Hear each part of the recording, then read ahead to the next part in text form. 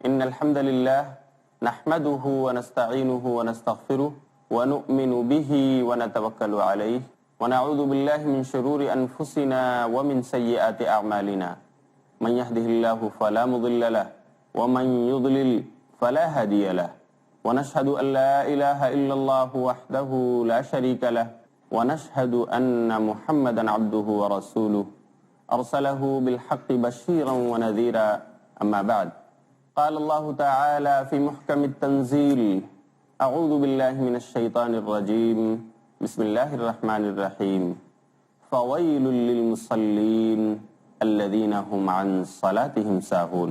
معزز ناظرین کرام، اس سیریز میں آپ کا پھر استقبال ہے. السلام علیکم ورحمۃ اللہ وبرکاتہ. اس میں ہم آپ کو بتاتے رہیں گے کہ بڑے بڑے گناہ کیا ہیں اور ان سے توبہ کس انداز میں کی جا سکتی ہے. اس دنیا میں ہمیں اس سے بچنے کی صورتیں کیا ہیں. ناظرین کرام، آپ کو یاد ہوگا کہ پچھلی نشست میں ہم نے آپ سے ریاکاری جو شرک اصغر ہے اس کی بابت گفتگو کی تھی اور آپ کو بتایا تھا کہ ریاکاری کتنا مہلک بیماری ہے جو انسان کو اگر لگ جائے تو اس کے تمام نیکیوں کو چاٹ جاتی ہے، اسے ختم کر دیتی ہے، اس کے اجر و ثواب سے اس انسان کو محروم کر دیتی ہے. یقیناً یہ ریاکاری، جسے حافظ ابن حجر نے اپنی کتاب الزواجر کے اندر لکھا ہے کہ ریاکار کی مثال تو اس انسان کی طرح ہے جو بازار جاتا ہے اپنی تھیلی میں کنکریاں بھر کر، کرنسیاں نہیں کنکریاں بھر کر، اور جا کر کسی دکان سے کچھ خریدتا ہے اور پھر بیچنے والے کو وہ تھیلی تھما دیتا ہے جس میں کنکریاں بھری ہوئی ہیں. نتیجتاً وہ بیچنے والا، وہ دکاندار اس کنکریوں سے بھری ہوئی تھیلی کو اس خریدار کے منہ پر مار دیتا ہے. ہمیں یہ نہیں چاہیے، ہمارا مال واپس دو.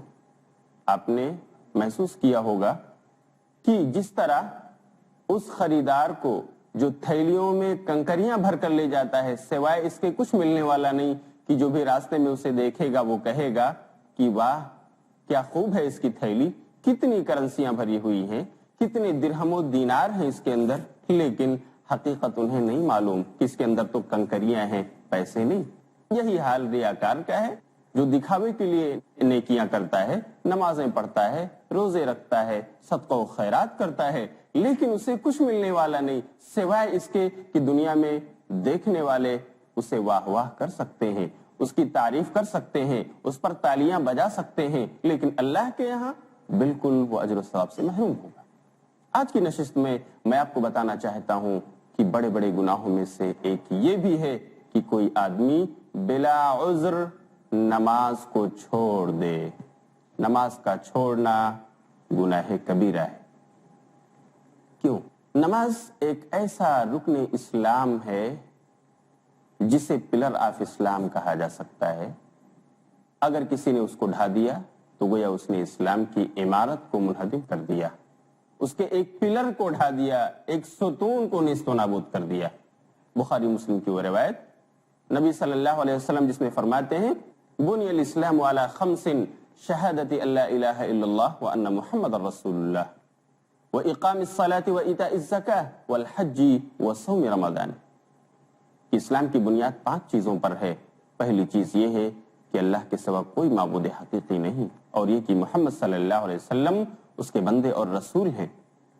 اور توحید کے اس اقرار کے بعد سب سے پہلی عبادت جو مسلمانوں پر فرض ہے وہ ہے اقام الصلاۃ، نماز کو قائم کرنا. تو میرے دوستو، ناظرین کرام، یہ نماز اسلام کا ایک رکن ہے. اگر اسے چھوڑ دیا جائے تو گناہ کبیرہ کا ارتکاب ہوگا. اور یہی نماز ہے جس کو ایک بہت ہی بڑی خصوصیت حاصل ہے. دوسرے لفظوں میں ہم کہہ سکتے ہیں یہ تحفہ معراج ہے. نبی صلی اللہ علیہ وسلم کو نماز معراج کے موقع پر براہ راست رب کائنات کے یہاں سے تحفے میں ملی. مسلم کی روایت کے مطابق نبی صلی اللہ علیہ وسلم جب معراج گئے تو آپ کو وہاں 3 چیزیں براہ راست اپنے رب سے ملی. جس میں سے ایک چیز یہ ہے کہ یہ 5 وقت کی نمازیں، ایک دوسری چیز یہ ہے کہ اللہ کے رسول صلی اللہ علیہ وسلم کو اللہ نے بتایا جو بھی شخص شرک سے اپنے آپ کو بچا لے گا تو وہ قابل مغفرت ہے۔ اور تیسری چیز جو تحفے کے طور پر معراج کے وقت ملی وہ ہے سورہ بقرہ کی آخری آیتیں۔ یہ 3 چیزیں نبی صلی اللہ علیہ وسلم کو اپنے رب سے براہ راست بغیر کسی واسطہ کے اللہ رب العالمین نے تحفے کے طور پر دی، جن میں نماز بھی ایک تحفہ ہے، جسے ہم تحفہ معراج کہہ سکتے ہیں، کہ اس میں جبریل واسطہ نہیں بنے بلکہ اللہ نے بلا واسطہ خود نبی صلی اللہ علیہ وسلم کو نماز کا تحفہ عنایت فرمایا۔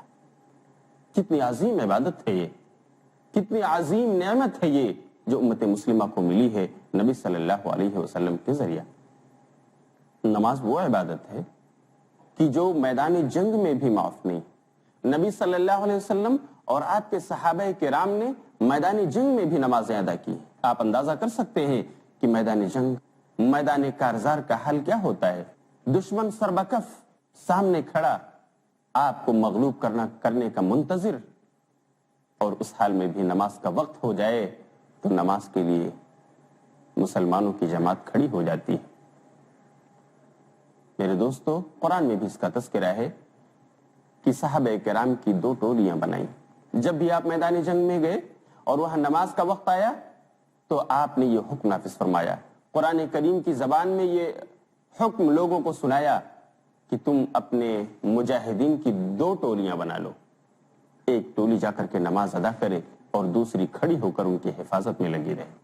جب وہ نماز ادا کر لیں تو پھر یہ دوسری ٹولی جو حفاظت کر رہی تھی اسے چاہیے کہ جا کر نماز پڑھے، اور جو نماز پڑھ رہے تھے انہیں چاہیے کہ وہ آ کر حفاظت کی ذمہ داری سنبھال لیں۔ کتنی بڑی عبادت ہے نماز۔ اب اگر اس کے چھوڑنے کا بھی کوئی مرتکب ہو تو وہ کتنا بڑا مجرم قرار پائے گا، آپ سوچ سکتے ہیں۔ اس لیے میرے دوستو، نماز چھوڑنا اس میں کوئی شک نہیں، یہ گناہ کبیرہ ہے جو اگر کسی نے کر لیا تو اسے توبہ کر لینا چاہیے۔ توبہ کے بغیر یہ گناہ معاف نہیں ہو سکتا۔ نماز ہی تو وہ عبادت ہے جس کے بارے میں نبی صلی اللہ علیہ وسلم نے یہ تاکید فرمائی کہ اے مسلمانوں، اے میرے صحابہ کرام، بچوں کو بھی نماز کا حکم دو۔ مسند احمد اور ابو داؤد کی روایت ہے بسند صحیح۔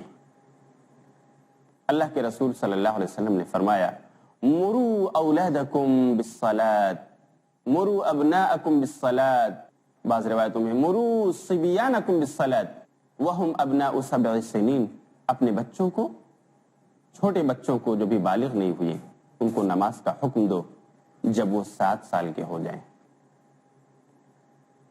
وَاضْرِبُوهُمْ وَهُمْ أَبْنَاءُ 10 سنین، اور ان کی پٹائی بھی کرو جب وہ 10 سال کے ہو جائیں اور نماز میں کوتاہی کرتے ہوئے نظر آئیں۔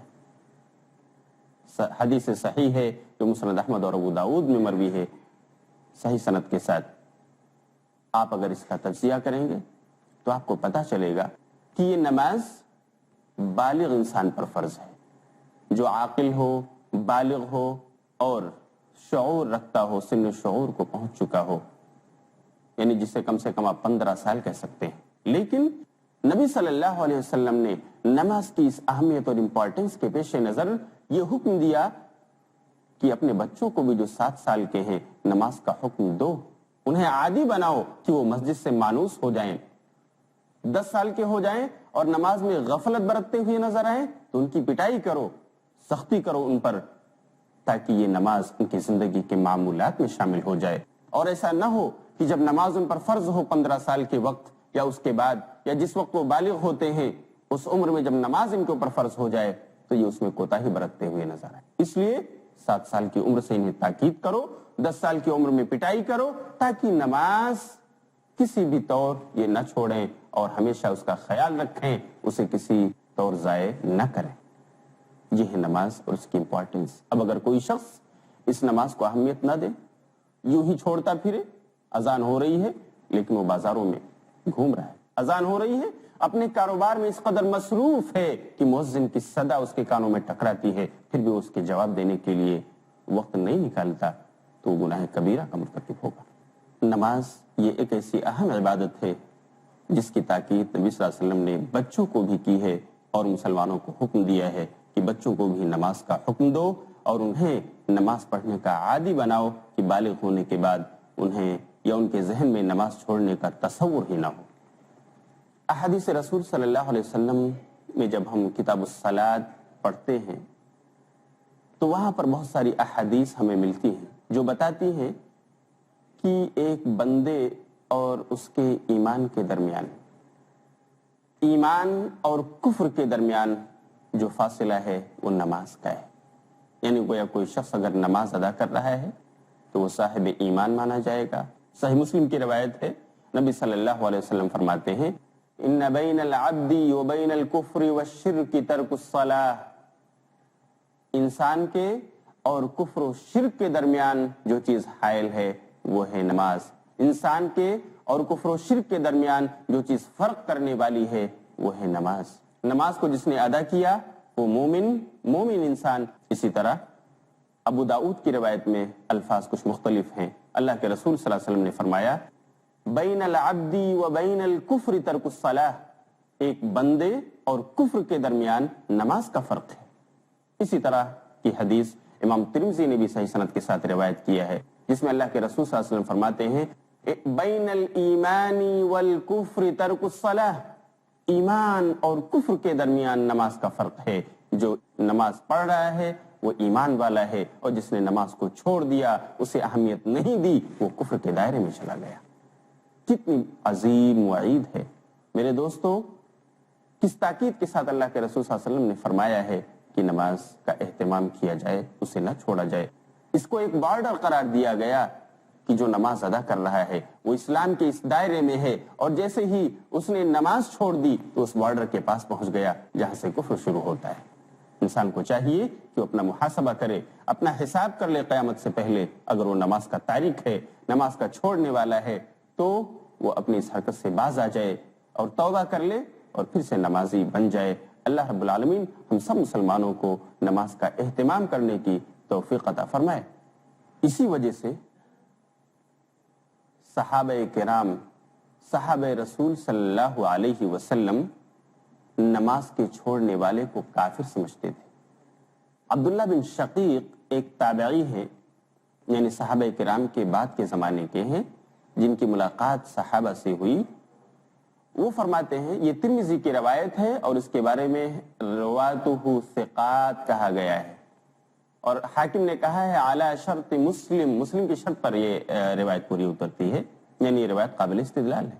عبداللہ بن شقیق تابعی فرماتے ہیں کان اصحاب رسول اللہ صلی اللہ علیہ وسلم لا يرون شيئا ترکه کفر الا الصلاۃ، کہ نبی صلی اللہ علیہ وسلم کے صحابہ کسی بھی چیز کے چھوڑنے کو کفر نہیں سمجھتے تھے سوائے نماز کے۔ منافقین جن کی سزا ہے جہنم کی سب سے نچلی کھائی، وہ بھی نماز پڑھتے تھے لیکن ریاکاری کے لیے۔ میرے دوستو، مسلمانوں میں نماز کے چھوڑنے کا تصور ہی نہیں، لیکن آج ہم ہیں کہ نماز 5 وقت کی چھوڑتے چلے جا رہے ہیں اور خراٹے کی نیند سو رہے ہیں، اپنے تجارت اور بزنس میں اس قدر مشغول ہیں کہ ہمیں کوئی فکر نہیں اپنے آخرت کی۔ ہمیں اصلاح کرنی چاہیے۔ ہم لیتے ہیں ایک چھوٹا سا بریک اور ملیں گے پھر تھوڑی دیر کے بعد انشاءاللہ۔ وآخر دعوانا ان الحمدللہ رب العالمین، والسلام علیکم ورحمۃ اللہ وبرکاتہ۔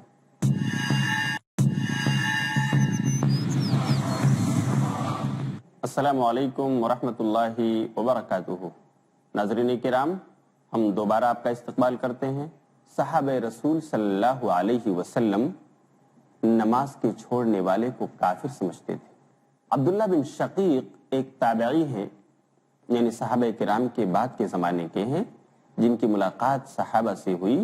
وہ فرماتے ہیں، یہ ترمذی کی روایت ہے اور اس کے بارے میں رواتہ ثقات کہا گیا ہے، اور حاکم نے کہا ہے اعلی شرط مسلم کی شرط پر یہ روایت پوری اترتی ہے، یعنی یہ روایت قابل استدلال ہے۔ عبداللہ بن شقیق تابعی فرماتے ہیں کان اصحاب رسول اللہ صلی اللہ علیہ وسلم لا يرون شيئا ترکه کفر الا الصلاۃ، کہ نبی صلی اللہ علیہ وسلم کے صحابہ کسی بھی چیز کے چھوڑنے کو कुफ्र नहीं समझते थे सिवाय नमाज के। मुनाफिकीन जिनकी सजा है जहन्नम की सबसे निचली खाई, वो भी नमाज पढ़ते थे लेकिन रियाकारी के लिए। मेरे दोस्तों, मुसलमानों में नमाज के छोड़ने का तसव्वुर ही नहीं, लेकिन आज हम हैं कि नमाज 5 वक्त की छोड़ते चले जा रहे हैं और खर्राटे की नींद सो रहे हैं। अपने तिजारत और बिजनेस में इस कदर मशगूल हैं कि हमें कोई फिक्र नहीं अपने आखिरत की। हमें इस्लाह करनी चाहिए। यही नमाज जो इंसान इसमें गफलत बरतता है, कुरान करीम ने उसके लिए तबाही का पैगाम सुनाया है। अल्लाह रब्बुल आलमीन सूरह माऊन सूरत नंबर 107 और आयत नंबर 4 से 5 में इरशाद फरमाता है, वैलुल फवैलुल लिल मुसल्लीन अल्लज़ीना हुम अन सलातिहिम साहून, की बर्बादी है, वैल है उन नमाजियों के लिए जो अपनी नमाज से गफलत बरतते हैं। वैल ये जहन्नम का एक तबका है जिसके बारे में आता है कि अगर इसमें दुनिया की ये पहाड़ भी डाल दिए जाएं तो पिघल कर मोम हो जाएं। इसके लिए है वैल, उन नमाजियों के लिए है जो नमाज से गफलत बरतते हैं, यानी वक्त और बेवक्त जब चाहा पढ़ लिया, अपनी मनमानी कर रहे होते हैं। कभी मन में आया तो नमाज अदा कर ली और नहीं तो छोड़ दिया। जोहर पढ़ी, असर का कोई ख्याल नहीं, मगरिब अदा किया, इशा के वक्त सो गए या गपशप में गुजार दिया और नमाज अदा नहीं की। ऐसे नमाजियों के लिए भी वैल है। आप बताइए कि वो लोग जो सिरे से नमाज का एहतमाम ही नहीं करते हैं, जो नमाज के पाबंद ही नहीं हैं, मस्जिद के करीब जो नहीं जाते, उनका हश्र क्या होगा। नमाज छोड़ना ये जहन्नम में ले जाने का सबब होगा। क़यामत के दिन जब जन्नती लोग जन्नत में चले जाएंगे और जहन्नमी जहन्नम में डाल दिए जाएंगे तो जन्नती जहन्नमियों से सवाल करेंगे, जिसका तस्करा अल्लाह ताला ने सूरह मुद्दस्सिर सूरत नंबर 74 और आयत नंबर 42-43 में किया है। मा सलककुम फी सक़र, पूछेंगे जन्नती, ए जहन्नमी लोग, तुम्हें जहन्नम में कौन सी चीज लेकर गई।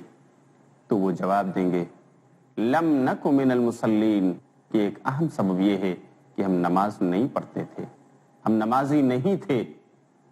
मेरे दोस्तों, नमाज छोड़ना ये गुनाह कबीरा है। ऐसा गुनाह है कि जिसके बारे में अगर हमने अब भी इस्लाह न की, हमने अब भी तौबा करके अपने आप को नमाज से न जोड़ा, तो क़यामत में हम जहन्नम से नजात हासिल नहीं कर सकते।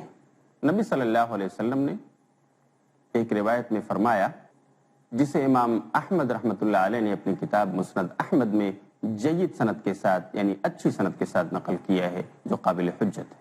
आप सल्लल्लाहु अलैहि वसल्लम ने नमाज का तस्करा किया और फरमाया कि वो लोग जो नमाज की हिफाजत करते हैं, यानी उसको उसके वक्त पर तमाम तर रियायत के साथ, खुशू खुजू के साथ अदा करते हैं, तो ये नमाज क़यामत के दिन उनके लिए नूर यानी रोशनी, बुरहान यानी दलील और जरिए नजात होगी, यानी उन्हें नजात दिलाएगी। लेकिन वो लोग जो नमाजी नहीं हैं, जो नमाज की हिफाजत नहीं करते हैं, तो ये नमाज ना उनके लिए नूर और रोशनी होगी, ना उनके लिए दलील और बुरहान होगी, और ना ही उन्हें निजात दिलाएगी, निजात का जरिया होगी उनके लिए। कि इंसान जो नमाज को छोड़ता है उसके बहुत सारे वजूहात होते हैं। इंसान कभी इसलिए नमाज छोड़ता है कि वो अपने मालो जायदाद में मसरूफ होता है, मालो जायदाद की वजह से, या इसलिए छोड़ता है कि वो अपनी सल्तनत और बादशाहत अपने मुल्क में मसरूफ है, बादशाहत को बचाने की फिक्र में लगा हुआ है, या इसलिए वो नमाज से गफलत बरतता है कि वजारत व कलमदान को संभाले हुए है और उसकी मसरूफियत उसे नमाज पढ़ने की फुर्सत नहीं देती, या इसलिए हो सकता है कि वो नमाज छोड़ रहा हो कि वो बड़ा ताजिर है, बिजनेसमैन है, उसकी तिजारत और उसका कारोबार इतना फैला हुआ है कि वो उससे फुर्सत नहीं पाता मस्जिद को जाए और नमाज अदा करे।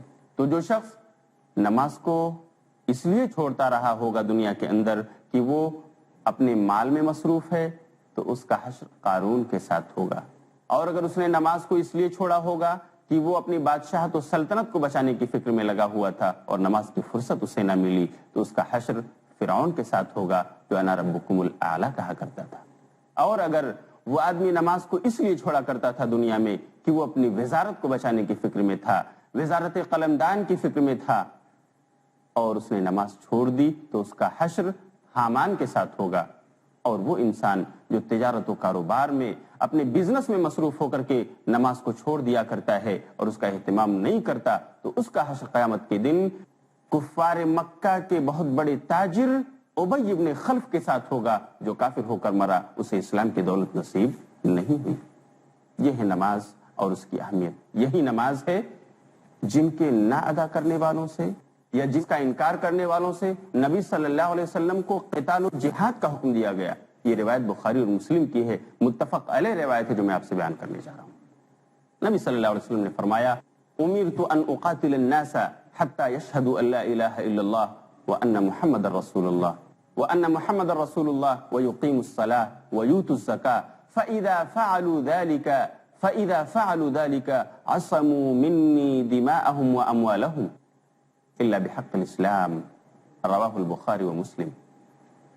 نبی صلی اللہ علیہ وسلم نے کہا، مجھے حکم دیا گیا ہے کہ میں قتال اور جہاد کروں ان لوگوں سے یہاں تک کہ وہ لوگ اللہ کی وحدانیت کا اقرار کر لیں اور نبی صلی اللہ علیہ وسلم کو نبی برحق تسلیم کر لیں، اور نماز قائم کرنے لگیں اور زکوٰۃ کی ادائیگی کا اقرار کر لیں اور زکوٰۃ دینے لگیں۔ تو جب وہ لوگ ایسا کرنے لگیں تو گویا انہوں نے اپنا مال، اپنی جائیداد اور اپنا خون مجھ سے محفوظ کر لیا، یعنی اب مجھے اجازت نہیں کہ میں ان سے جہاد و قتال کروں۔ اگر وہ نماز ادا کرنے لگے ہوں، اگر وہ زکوٰۃ دینے لگے ہوں، اللہ کی وحدانیت کا اقرار کر چکے ہوں اور نبی صلی اللہ علیہ وسلم کو نبی برحق تسلیم کر لیا ہو انہوں نے، تو اب ہم ان سے چھیڑ چھاڑ نہیں کریں گے الا بحق الاسلام۔ ہاں، اگر اسلام کا حق ان میں ہے، یعنی اگر انہوں نے کسی کو قتل کیا ہے کو قتل کیا جائے گا اس کے بدلے، یا اگر انہوں نے کسی کو قتل کیا ہے تو قتل کے بدلے قتل کیا جائے گا۔ کوئی ایسا انسان ہے جو شادی شدہ ہے، اگر اس نے زنا کر لی اور وہ مسلم ہے تو اس کو اس زنا کی وجہ سے رجم کیا جائے گا، پتھروں سے مار مار کر ہلاک کیا جائے گا۔ اسلام کا حق ہے، یہ اسلام میں قانون ہے، اس قانون کے تحت اگر کوئی آتا ہے تو یہ قانون اس پر نافذ کیا جائے گا۔ گویا اس سے پتہ یہ چلا کہ نماز ایک بہت ہی اہم رکن ہے، نماز ایک بہت اہم عبادت ہے جو تحفہ معراج ہے، جسے ہم سب کو اہتمام کے ساتھ ادا کرنا چاہیے، جو ہمیں جنت میں لے جانے کا سبب اور جہنم سے بچانے کا سبب ہوگی۔ اللہ رب العالمین سے ہم آخر میں دعا کریں گے، اللہ ہم کو نماز کا پابند بنائے، خشوع و خضوع کے ساتھ ادا کرنے کی توفیق دے۔